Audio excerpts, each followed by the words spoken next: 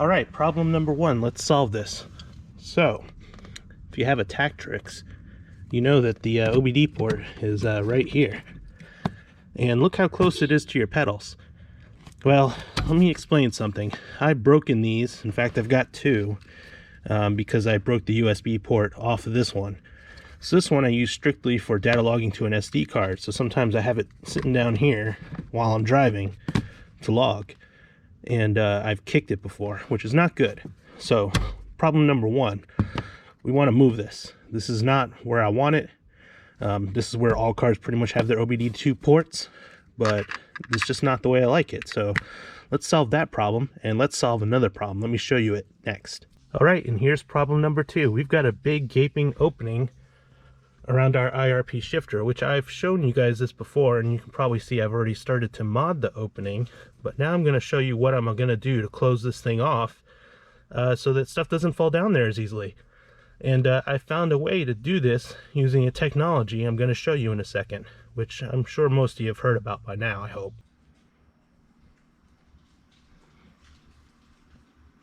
So this is my 3D printer, and if you've been on my channel for a while, you might have known that I did drones previously, and I used it for doing a lot of drone parts. It's been very handy, and I should use it more than I do, but let's go ahead and use it for some projects for the car now. So I'm going to show you what I designed, and let's see where it goes. So let's go grab the parts I printed so far and talk about them. Alright, let's start with the first prototype, number one. So I printed this in purple PLA, and basically you can see this is meant to go around the shifter and cover most of the hole. It's kind of square shaped.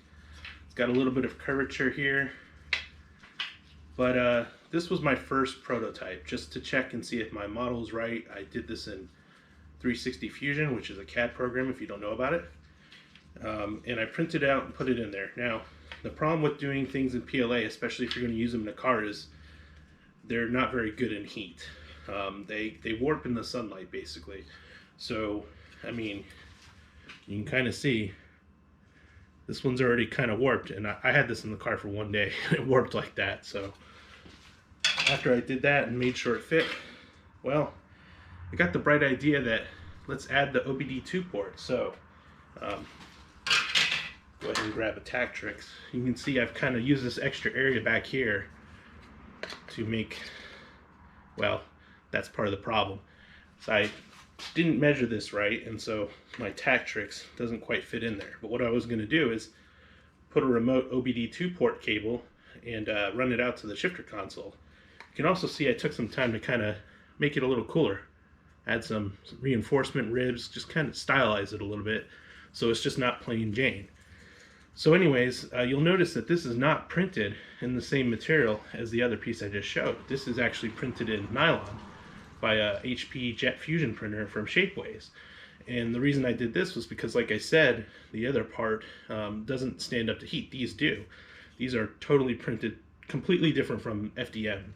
It's basically like a powder that they fuse together. And a Jet Fusion printer uses a chemical process, but most of them use lasers or infrared. So anyways, this is really stiff. It's actually got glass beads in it, so it's like a nylon plastic with glass inside of it, so it's really, really tough and heat resistant. So that didn't quite work, and well, at the point I put this in, I mean, it fits around the shifter, but it just kind of sits there, so there's nothing to hold it in. So I decided, let's redesign it one more time when we fix this hole, and well, I came up with this part, which you can see I did another test print in PLA. Now, as you can see, I added some extra mounting features, and what we're going to do is we're going to use some well nuts to hold this down to the console.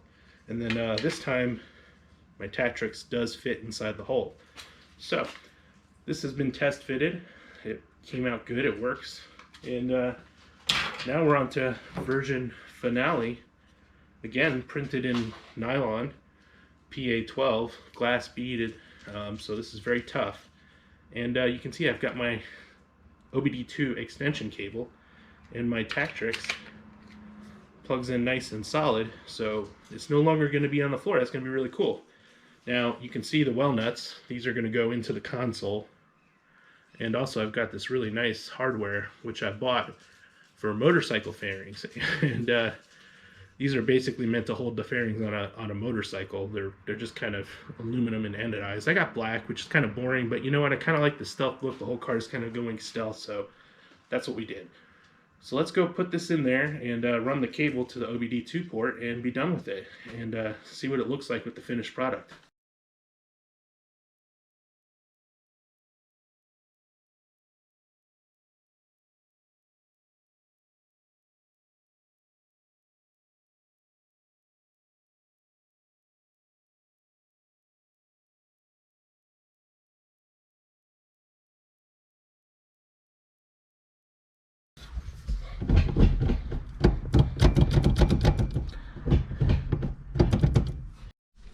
Oh yeah, look at that.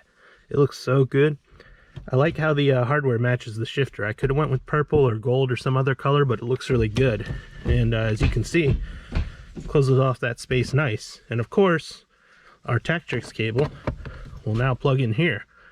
All I've got to do is run the cable down to the port, plug it in, and I'm going to do that in my own time because I don't think you guys need an instructional video on that. So anyways, this project is done. I'm really glad how it came out, and should keep me from kicking that, as well as it makes this whole thing look a lot cooler and a lot better finished. So thanks for tuning in. Bye.